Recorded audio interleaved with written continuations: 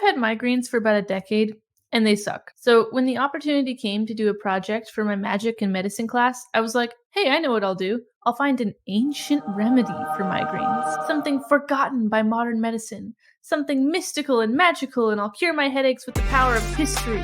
I was wrong. Well, okay, that's not fair. I haven't tried some of these cures because, well, I don't want to.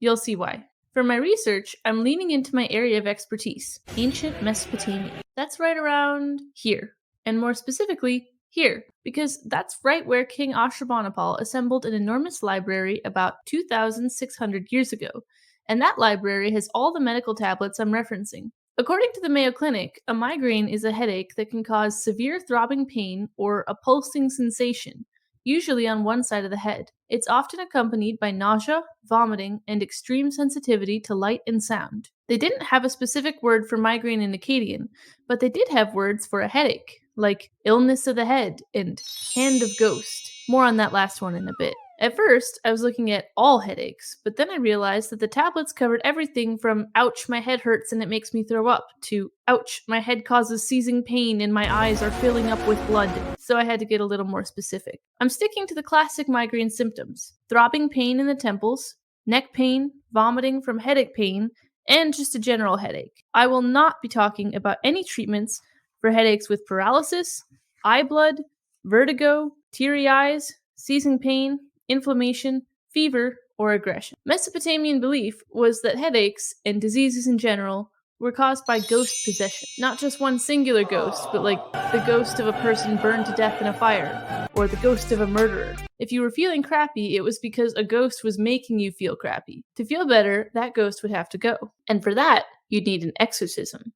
When banishing a ghost, you'll want to first assemble your ingredients.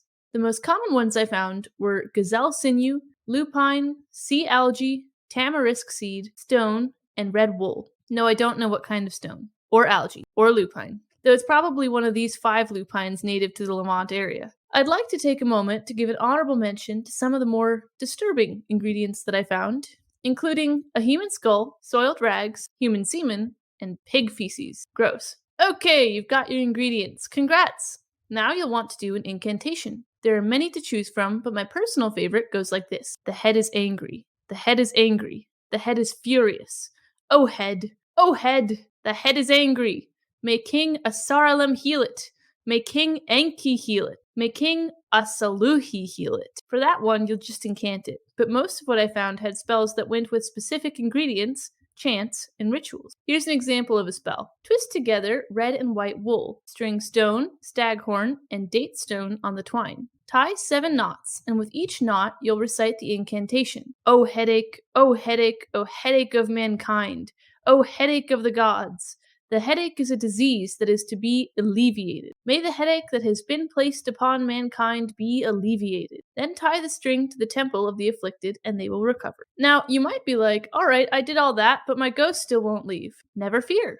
There is a last-ditch option for a headache that can't be cured by bandages or incantation. But you're not gonna like it. You need to slaughter a caged goose. Take its blood, its windpipe, its gullet, its fat, and the peeled-off skin of its gizzard, and parch them over the fire. Mix them with cedar blood, and recite the evil finger of mankind incantation 3 times. That goes like this. The evil finger pointing of mankind, the evil utterances of people, the bitter curse of one's god and goddess because of one's transgression of the limits set by the gods. To live well protected in their presence, to loosen their curse. Is there no god able to accomplish this? Ea, king of the Apsu, and his son Marduk are able to accomplish this, and I am the one who repeats it, and I am the one who repeats it. Then you smear the mixture on the patient's temple, neck, hands, and whatever else hurts. They will find relief, and their headache will be eradicated.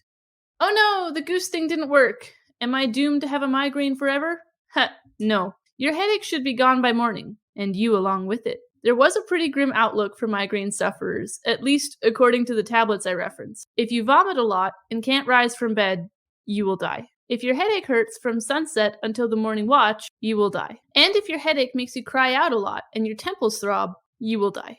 I did some digging to see if any of these remedies had modern-day equivalents, and I was actually surprised that yes, there is some overlap with modern Western medicine. One of the lupine I mentioned, white lupine, is used in folk medicine today for the treatment of high blood pressure, which has been linked to migraines in recent studies. Modern medicines like propranolol prevent migraines by lowering blood pressure, just as the lupine referenced on the tablets does. Basically, we treat migraines the same way the Assyrians did over 2,000 years ago. Though we don't know the specific kind of sea algae the Assyrians used, marine algae is known to have antimicrobial compounds that kill bacteria and mold. Tamarisk is used in medicine to this day in Asia and Africa. It's traditionally used for gastrointestinal disorders, wounds, diabetes, and dental problems. Western preclinical evaluations have found it to be anti-diabetic, hepatoprotective, wound healing, and anti-inflammatory.